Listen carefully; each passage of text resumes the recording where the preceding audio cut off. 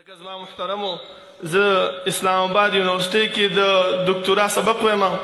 هغې کې موږ یو کتاب درس کوو. هغې کې دا شی دی چې منهج المستشرقین فی سیرة النبویه، د مستشرقینو څه منهج دی په سیرت د رسول الله صلی الله علیه وسلم کې. په هغې کې موږ ته استادانو یو دوه خبرې ښودلې دي.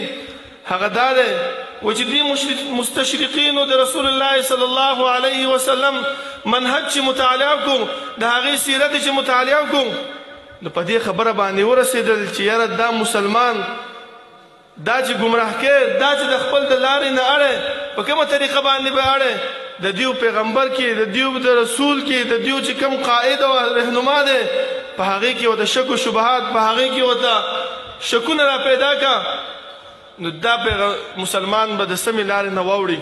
بله طریقه نشته د مسلمان د اړولو.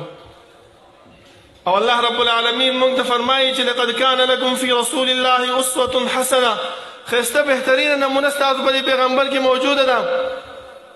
دویم زما محترمو، دویم چال او تدبیر او قید هغو چې شروع کړی هغه څه شی دی؟